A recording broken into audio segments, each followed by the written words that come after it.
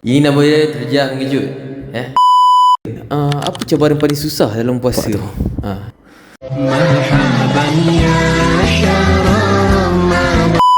Okay, hari ni saya nak interview.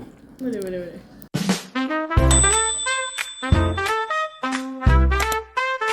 Saya nak interview pasal pengalaman puasa lah. Okay, sebelum tu, soalan dia, apa azam bulan Ramadan Ika lah? Azam bulan Ramadan tahun ni lah azam saya adalah kita perempuan kadang-kadang ada cuti kan. So azam kalau boleh nak puasa penuh lah. Itu saja azam saya tahun ni. Dia sangat tak macam ustaz tadi je. Panjang lebar. Next question, apa memori terawih lah? Okay, tadi memori bulan puasa kan. Ni memori terawih sepanjang hidup Ika waktu bulan Ramadan. Untuk Ika ada satu lah. Time ni sekolah rendah kot, pergi terawih dengan adik, kita orang jalan kaki. So momen ni macam lawak lah untuk kita orang. Even bulan Ramadan kan orang kata setan kena ikat kan. Tapi tentu Ika dengan adik Ika jalan nak balik, kita orang saja menakut-nakutkan. Berlari. Tahu-tahu seorang tergolek kat tepi jalan. Balik-balik rumah kena marah lah seperti biasa. Tapi itulah best memory dengan adik-beradik lah. Lepas tu ada satu lagi. Mak. Boy. Ini dia melekat lah dengan diri Ika kan. Apa pendapat Ika tentang orang dating waktu bulan Ramadan? Enemy spotted. Telefon siapa ni?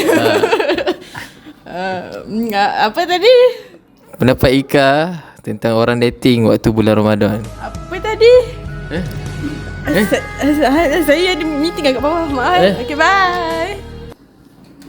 Apa benda lah. Jomlah next staff lah. Hari ni kita nak interview satu lagi staff. Okay, dia pandai main piano tau. Gimana main?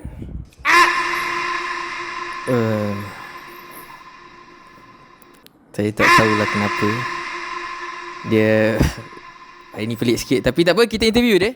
Jom. Ikin. Ya, saya. Okey tak?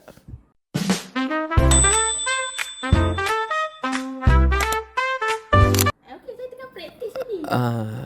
Cuba nyanyikan pula. Tekan mana-mana key ke?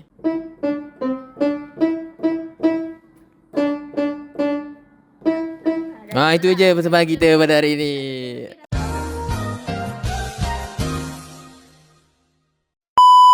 Boleh tak saya nak interview pasal puasa? Apa pengalaman yang memang betul-betul melekat lah dekat diri Ikin sewaktu bulan puasa? Pengalaman yang paling melekat kat hati Kin lah kan, bila berpuasa bersama dengan family. Sebab saya ni dah banyak tahun, baru 2 tahun kot perantauan kot.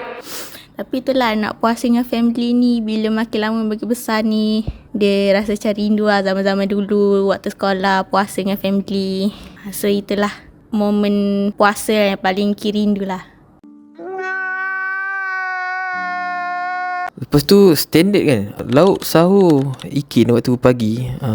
Lauk apa Nak kata lauk tu, taklah, nasi pun tak makan sahur. Bukan tak makan, dia macam makan ringan-ringan macam tu. Macam susu putih, macam bijirin macam tu. Biskut-biskut. Kalau malas sangat baca Nestum je. Yelah, sahur siapa je lalu makan kan. Okey, itu je untuk hari ni. Okay, terima kasih Ikin sebab interview. Okay, itu je lah. Sorry lah, dia macam kecip sikit. Dah, itu je episod kita pada hari ni. Mungkin lepas ni kita akan interview pula bos. Tapi hari ni bos tak datang lah. Okay, ciao.